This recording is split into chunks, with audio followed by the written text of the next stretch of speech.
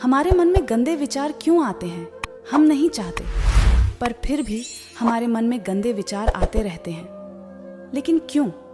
मन ही हमारा सबसे बड़ा दोस्त है और मन ही हमारा सबसे बड़ा शत्रु है।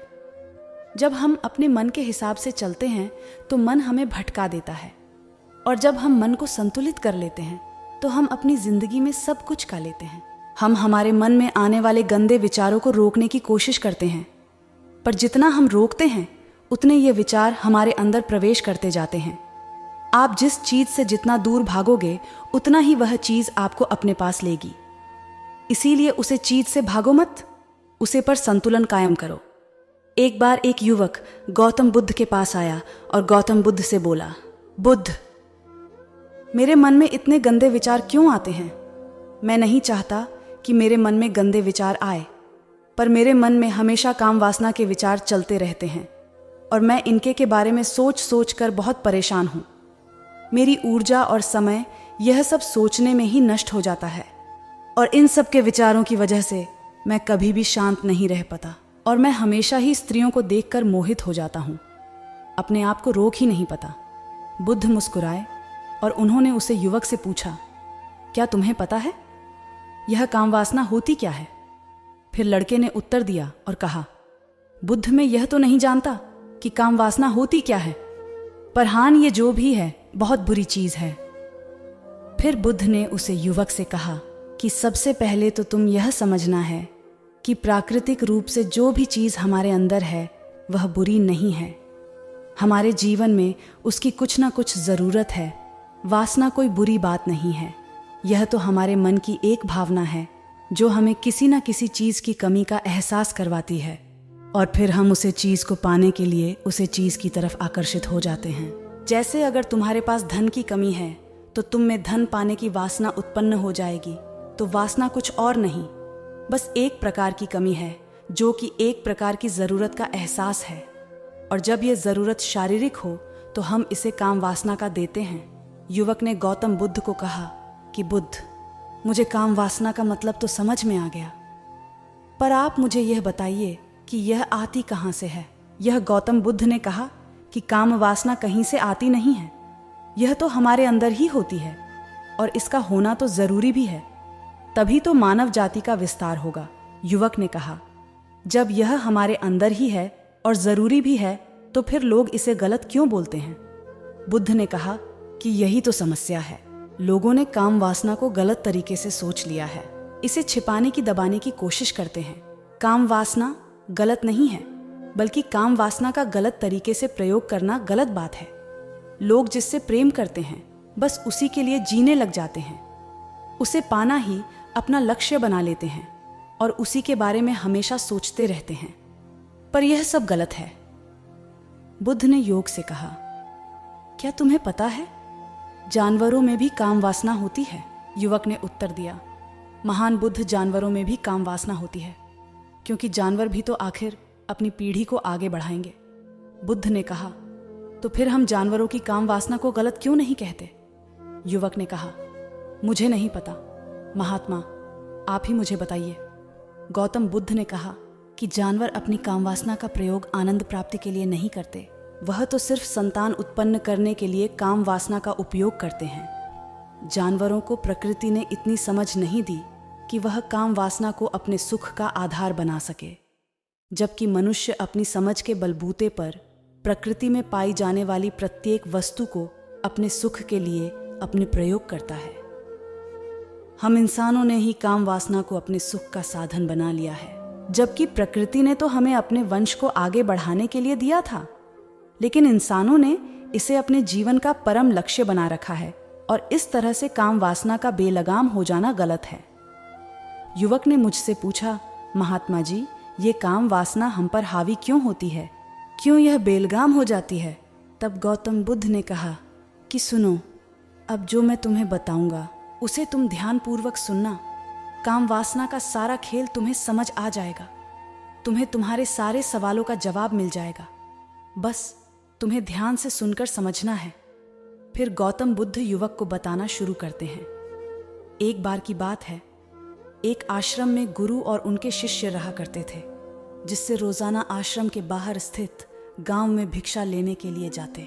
उसी आश्रम का एक शिष्य जिस गांव में भिक्षा लेने जाता था, उसे रास्ते में एक नदी पड़ती थी जिससे रोज उसी रास्ते से भिक्षा लेने जाता था। एक दिन उससे ने देखा कि एक लड़का पेड़ के पीछे छिपा है। वह उस लड़के के पास गया और उससे जाकर बोला, भाई तुम इस पेड़ के पीछे छिपकर क्या देख रहे हो? लड़के ने कहा, अरे तुझे नहीं दिख रहा क्या कि मैं क्या देख रहा हूँ? तब शिष्य ने नदी की तरफ देखा तो वहां पर कुछ लड़कियां पानी भर रही थीं। वो लड़कियां 14-15 साल की होगी। तब उसने उसे लड़के से कहा, अरे भाई वहां पर तो लड़कियां पानी भर रही हैं, इसमें छिपकर देखने वाली क्या बात है? तब वो लड़का शिष्य की तरफ देखकर उससे कहता है, अरे पागल, तुम्हें दिखाई नहीं दे रहा क्या कि कैसे यह परियां नदी से पानी निकाल रही है? जरा उनकी अदाओं को तो देखो, उनके कोमल शरीर को देखो, उनकी पतली कमर मटके को उठाते समय बल खाती है और उनके बाल उनकी कमर पर कैसे लहरा रहे हैं, मानो सुंदरता बिखरी पड़ी हो। जिससे ने फिर नदी की तरफ से कहा और इस बार वह इससे देखता ही चला गया। अभी तक तो कुछ भी नजर नहीं आ रहा था और वह बिल्कुल निर्भय था। उसे किसी भी बात का कोई डर नहीं था। लेकिन अब वो छिपने लगा और उन लड़कियों को देखने लगा जैसे उसने कोई अपराध कर दिया हो। और जब वो छिपकर उन लड़कियों को देख रहा था, तभी वो अचानक अंदर से कौंप गया और उसने कहा कि ये मैं क्या कर रहा हूं? मैं जो कर रहा हूं वो सही नहीं है, मुझे यहां से चले जाना चाहिए। और फिर वह जल्दी से वहां से चला गया। वो आश्रम पहुंच जाता है। आश्रम जाकर वो अपने कार्यों में लग गया। लेकिन जो अभी वह देख कर आया था वही उसकी आंखों के सामने बार बार आ रहा था। उसके मन में वही दृश्य चल रहा था। उसका मन वही सब कुछ देखने के लिए बेताब हो रहा था। उसका किसी भी काम में मन नहीं लग रहा था। सुबह होते ही वह रोज जल्दी ही भिक्षा के लिए आश्रम से निकल जाता और उसी नदी के पास वाले पेड एच के पास जाता जहां पर वह लड़का पहले से मौजूद रहता था। उसके साथ मिलकर लड़कियों को छुप छुप कर देखता था। अब वह इससे रोज ऐसा करने लग गया। यह उसके रोज का काम हो गया। अब उसे शिष्य का मन किसी भी काम में नहीं लगता था। वो हमेशा ही किसी न किसी प्रकार के विचार में उलझा रहता। वो आश्रम के कार्यों को भी ठीक ढंग से नहीं कर रहा था। ना वो ठीक से सो पाता था, ना वो ठीक से खाना खा पाता था। उसका मन बेचैन सा रहता था। उसका मन बार बार उन लड़कियों के सौंदर्य को देखने के लिए लालायित हरता था। जब गुरु भिक्षा देते तब भी उसे हिस्से का मन कहीं और विचारों में खोया रहता। अपने शिष्य की इन हरकतों को बांप लिया था। तब एक दिन गुरु ने शिष्य को अपने पास बुलाया और कहा कि आज से मैं भी तुम्हारे साथ भिक्षा मांगने चलूंगा। तुम और मैं साथ साथ भिक्षा मांगने चलेंगे। तभी शिष्य गुरु को मना करते हुए बोला, नहीं गुरुदेव, आप परेशान क्यों हो रहे हो? मैं अकेला ही ठीक से भिक्षा मांग सकता हूँ। गुरु ने शिष्य से कहा कि ठीक है, तुम अकेले ही भिक्षा मांगने जाओ। जिससे तुरंत वह वहां से भिक्षा मांगने के लिए निकल गया। शिष्य के बाद गुरु भी आश्रम से निकल गए और शिष्य का पीछा करने लगे कि वो कहाँ जाता है, किससे मिलता है। यह सब देखने के लिए उसके पीछे पीछे चलने लगे। थोड़ी दूर जाने के बाद गुरु ने देखा कि उनका शिष्य क्या देख रहा है, जिसे देखने के लिए वो पेड़ के पीछे अपराधियों की तरह छिपा पड़ा है। गुरु ने देखा कि उनका शिष्य पेड़ के पीछे छुपकर लड़कियों को देख रहा था जो कि नदी से पानी भर रही थी। तभी गुरु ने शिष्य को कहा कि तुम क्या देख रहे हो? अपने गुरु की आवाज सुनकर वह इससे घबरा गया और उसके पसीने छूटने लगे। वह थर थर कांपने लगा, जैसे किसी चोर को चोरी करते समय रंगे हाथों पकड़ लिया गया हो। उसी से ही उसकी की हालत खराब हो गई। वो कुछ भी नहीं बोल कर रहा था। दूसरा का जो शिष्य के साथ था वहां से भाग गया। शिष्य घबराया हुआ था। उसके मुंह से कुछ टूटे फूटे शब्द ही बाहर निकल रहे थे। वो अपने गुरु से नजर भी नहीं मिला पा रहा था। गुरु ने शिष्य की तरफ देखा और कहा कि मेरा शिष्य तो निर्भय था, उसे तो किसी भी चीज का डर नहीं था। लेकिन ये क्या, तुम तो डर के मारे कांप रहे हो। शिष्य ने गुरु से कहा कि मुझे माफ कर दो गुरुदेव, मेरा इसमें कोई दोष नहीं है। उस लड़के ने मुझे बहका दिया था, लेकिन मैं आपसे वादा करता हूं कि आज के बाद मैं ऐसा कभी दोबारा नहीं करूंगा। मुझे माफ कर दो। गुरुदेव, गुरु ने शिष्य से कहा कि कोई बात नहीं, पर इस बात का तुम ध्यान रखना कि हम जैसी संगति करते हैं वैसा ही फल हमें प्राप्त होता है। हम जैसी संगति करते हैं उसके विचार हमारे अंदर प्रवेश करते हैं। इसीलिए अच्छी संगति करो जिससे तुम्हारे अंदर अच्छे विचारों का प्रवेश हो। फिर गुरु और शिष्य आश्रम लौट आए और फिर आश्रम के कार्यों पर ध्यान देने लगा। उसने उसेल रास्ते को छोड़ दिया और दूसरे रास्ते से जाने लगा। वो अपने काम को ध्यान से करता, लेकिन धीरे धीरे उसके अंदर क्रोध उत्पन्न हो गया और फिर वो दूसरों के हंसने पर भी क्रोध करने लगा और बेचैन रहने लगा। अब वो सही समय पर भोजन भी नहीं करता था। वो भोजन भी बहुत कम खाता था। एक रात गुरु शिष्य के पास आए और उससे बोले कि अब तक तुमने कितनी बार अपना वादा तोड़ा है। यह सुनकर शिष्य अपने गुरु के चरणों में गिर गया और रोने लगा। रोते रोते ही उसने गुरु से कहा कि गुरुदेव, मैं कई बार अपना वादा तोड़ चुका हूँ। फिर वादा कर लेता हूँ, लेकिन हर बार मैं वादा तोड़ देता हूँ। मेरा मन मेरे नियंत्रण में है ही नहीं। मैं बहुत कोशिश करता हूँ कि मैं अपने मन से सारे बुरे विचारों को निकाल दूँ, लेकिन मैं चाह कर भी ऐसा नहीं कर पा रहा हूँ। फिर गुरु ने शिष्य को कहा कि चलो मेरे साथ चलो। गुरु शिष्य को आश्रम के बगीचे में लेकर गए और शिष्य से कहा कि देखो, यहाँ पर एक पुलिया बनी हुई है जिससे नदी का पानी इन पौधों तक आ रहा है और यह पानी एक निरंतर भाव से बह रहा है। क्या तुम इस पानी के बहाव को रोक सकते हो? शिष्य ने कहा कि हाँ गुरुदेव, मैं इस पानी के बहाव को रोक सकता हूँ। फिर शिष्य ने मिट्टी उठाकर उस नाली में डाल दी। वो पानी थोड़ी देर के लिए रुक गया और फिर थोड़ी देर बाद फिर उसके ऊपर से पानी बहने लगा। गुरु ने शिष्य से कहा, अरे ये क्या, ये पानी रुका ही नहीं। तुम तो बोल रहे थे कि तुम इसे रोक दोगे। क्या हम किसी काम को रोकना चाहे तो क्या हम उसे रोक नहीं सकते? तब शिष्य ने कहा, कोई बात नहीं गुरुदेव, मैं इस पानी को तो आपको रोक के ही दिखाऊंगा। फिर वह फिर से एक बड़ा सा पत्थर लेकर आया और उसे नाली पर डाल दिया और पानी रुक गया। तब गुरु से कहा कि देखा गुरुदेव, मैंने कहा था ना कि पानी को मैं रोक दूंगा। मैंने पानी को रोक दिखाया। आपकी बात मैंने पूरी कर दी। गुरु मुस्कुराए और बोले, अच्छा, जरा ध्यान से देखो, पानी रुक गया। क्या वो तो पीछे की नाली तोड़कर बाहर बह रहा है और अगल बगल से बह रहा है और कुछ देर बाद इस पत्थर के आगे भी आ जाएगा। और ऐसा ही हुआ। कुछ देर पानी अपना रास्ता बदलकर फिर से आगे की तरफ बहने लगा। फिर गुरु ने शिष्य को समझाया कि तुम्हारे साथ भी तो ऐसा ही चल रहा है। तुम बार बार प्रयास कर रहे हो, बड़े से बड़ा प्रयास कर रहे हो, पर हर बार तुम्हारा प्रयास टूट रहा है और यह हमेशा टूटता ही रहेगा। तुम कितना भी बड़ा पत्थर रख लो, लेकिन पानी तो अपना रास्ता बना ही लेगा। यह सब देखकर शिष्य ने कहा कि गुरुदेव, क्या कोई तरीका नहीं है जिससे मैं गंदे विचारों से बाहर निकल सकूं और यह मेरे मन में कभी न आए? गुरु शिष्य को एक नदी के पास ले गए जहां से उसी बगीचे में पानी जा रहा था। गुरु ने शिष्य से कहा, वो पानी इसी नदी से जा रहा है। अगर हम यहीं से उसके रास्ते को बंद कर दें जहां से पानी बगीचे में जा रहा है, तब क्या हम पानी को रोक नहीं सकते? शिष्य ने कहा कि महान गुरुदेव, अवश्य ऐसा हो सकता है। अगर इस पानी को यहीं से बंद कर देता हूँ तब आगे की नाली में पानी जाएगा ही नहीं और फिर बगीचे में भी पानी नहीं जाएगा।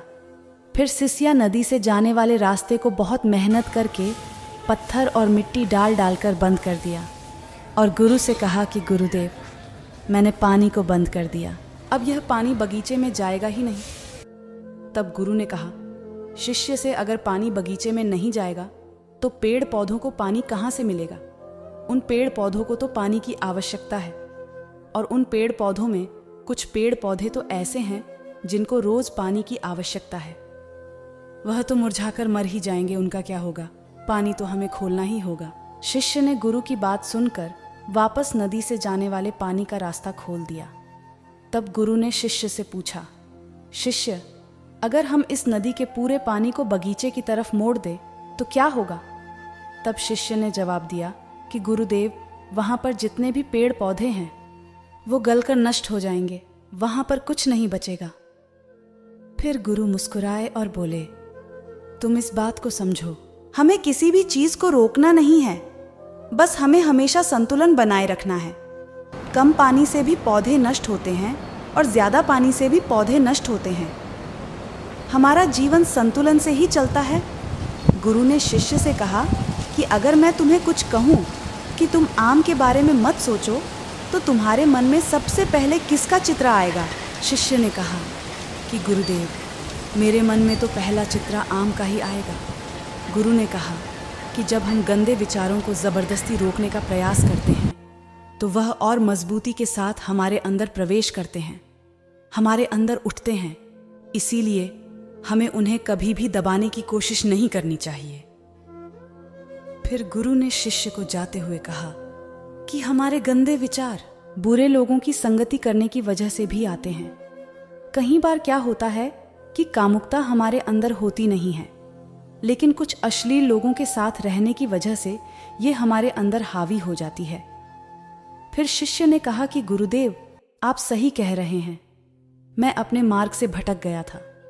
फिर वो शिष्य उसी रात बहुत ही चैन की नींद सोया। सुबह अपने कार्यों को पूरे मन से किया और फिर सुबह वो भिक्षा लेने के लिए उसी रास्ते से गया जहां वह लड़का आज भी पेड़ के पीछे छुपकर उन लड़कियों को देख रहा था। वो शिष्य नदी पर गया जहां वह लड़कियां पानी भर रही थीं। उसने उन लड़कियों से पानी मांगा। उन लड़कियों में से एक लड़की ने उसे पानी पिलाया और उसे सन्यासी शिष्य के चरण छुए। शिष्य ने उसे आशीर्वाद दिया कि तुम्हारा कल्याण हो। शिष्य का मन सकारात्मक ऊर्जा से भर गया। उसके चेहरे पर मुस्कान आ गई, जैसे कि उसे कुछ खोया हुआ वापस मिल गया हो। वह वापस अपने रास्ते से जाने लगा। तभी पीछे से वह लड़का आ गया जो पेड़ के पीछे छुपा हुआ था। वह शिष्य के पास आया और बोला कि क्या बात है, आज तो तुमने नजदीक से दर्शन कर लिए, तुम तो मुझसे भी आगे निकले।